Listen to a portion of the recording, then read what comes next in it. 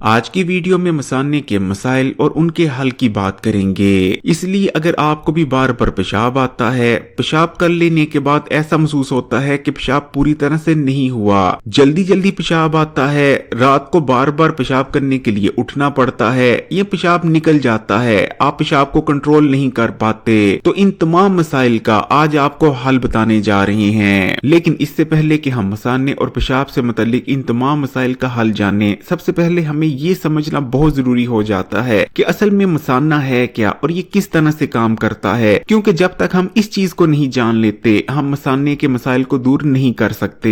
تو دیکھیں، ہمارا مثانہ ایک ایسا آرگن ہے جو کہ سٹوریج کے طور پر کام کرتا ہے، یعنی گردوں سے جو پیشاب آتا ہے وہ گردوں سے آنے کے بعد ہمارے مثانے میں سٹور ہو جاتا ہے۔ مثانہ مسلز یعنی پٹھوں سے بنا ہوتا ہے جن کے اندر نروس سسٹم یعنی اعصابی نظام بھی موجود ہوتا ہے، یعنی ہمارا مثانہ ایک ایسا آرگن ہے جسے نروس سسٹم کے ذریعے ہمارا دماغ کنٹرول کرتا ہے۔ یہی وجہ ہے کہ ہم اپنے پیشاب کو روک بھی پاتے ہیں اور باوقت آسانی اسے خارج بھی کر پاتے ہیں۔ لیکن اگر ہمارے جسم میں اعصابی کمزوری پیدا ہو جاتی ہے یا ان نیوٹرینٹس کی کمی پیدا ہو جاتی ہے جن کا ڈائریکٹ اثر ہمارے اعصابی نظام پر پڑتا ہے، تو اس کا ڈائریکٹ اثر ہمارے مثانے پر بھی پڑتا ہے، کیونکہ ظاہری بات ہے مثانہ بھی ایک اعصابی آرگن ہی ہے۔ اور عام طور پر ہمارے ہاں دیکھنے میں یہی آتا ہے کہ جن لوگوں کا مثانہ کمزور ہو گیا ہے اور وہ اپنے پیشاب کو ٹھیک طرح سے کنٹرول نہیں کر پاتے، بار بار انہیں پیشاب آتا ہے، رات کو بار بار پیشاب کرنے کے لیے اٹھنا پڑتا ہے، یا انہیں پیشاب کرنے کے باوجود ایسا محسوس ہو رہا ہوتا ہے کہ پوری طرح سے وہ پیشاب کو خارج نہیں کر پائے، اس کی سب سے بڑی وجہ ان کی باڈی میں ہونے والی وٹامن B1 کی کمی ہی ہوتی ہے، کیونکہ ہمارے اعصابی نظام کو ٹھیک طرح سے کام کرنے کے لیے وٹامن B1 کی ضرورت ہوتی ہے، اور جب اس وٹامن کی ہمارے جسم میں کمی ہو جاتی ہے تو ہمارا اعصابی نظام ٹھیک طرح سے کام نہیں کر پا رہا ہوتا، اور کیونکہ ہمارا مثانہ بھی ایک اعصابی آرگن ہے، ہمارا دماغ اعصابی نظام کے ذریعے ہی مثانے کو کنٹرول کرتا ہے،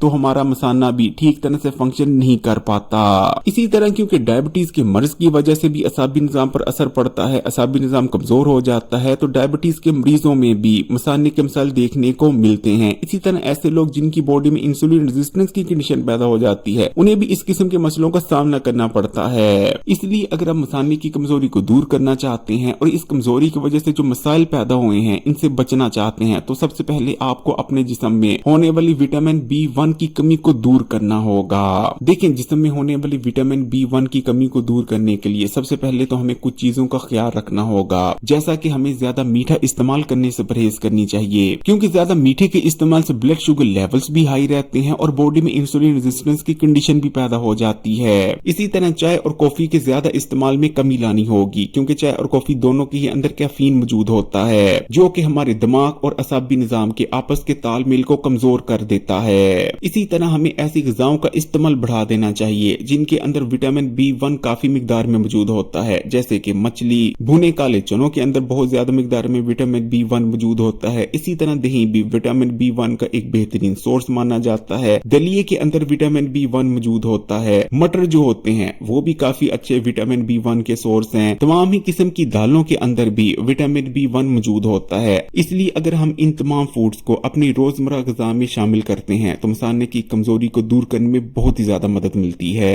ویڈیو کو لائک کر دیں، زیادہ سے زیادہ شیئر کریں، اور مزید ویڈیوز کے لیے چینل کو سبسکرائب کر گھنٹی کے آئیکن کو دبا دیں۔